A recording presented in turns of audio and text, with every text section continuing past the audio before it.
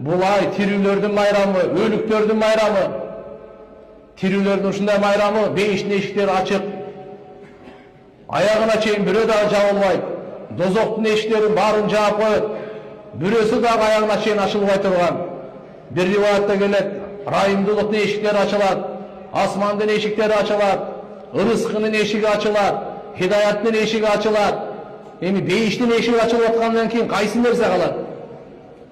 Бардык эшиктерин жаба турган, арам эшиктерин жаба турган, шайтанды чынжырлап, кишендеп, камап кое турган ай. Алла Таала мүмкүнчүлүк берип атат. Оңолуп алгыла, таква болуп алгыла, ахиретиңерге даярданып алгыла, азыгыңарды топтоп алгыла, руханиятыңарды нурлап алгыла, бир күнөөдөн тазаланып алгыла, ортоңордо ынтымакты бекемдеп алгыла, ибадатыңарды жакшы жолго коюп алгыла, Алла менен байланышыңарды түзүп алгыла. Жараткан Алла Тааладан дүйнөнүн ва ахиреттин жакшылыктарын сурап алгыла.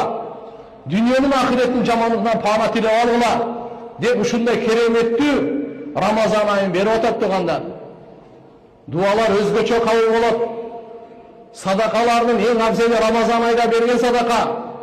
Умралардын эң абзели Рамазан айда кылынган умра. Нафил намаздардын эң абзели Рамазан айдагы нафилдер. Фарыз намаздардын эң абзели Рамазан айдагы фарыздар. Анткени бул ай ушундай кереметтүү ай. Биринчи 10 күнү кечиримдүүлүк, экинчи 10 күнү райымдуулук, үчүнчү 10 күнү дозоктун отунан куткарыла турган ай. Дозокко чечим чыккан, дозокко түшүп күйөөгөнгө чечим чыккан күйгөнгө.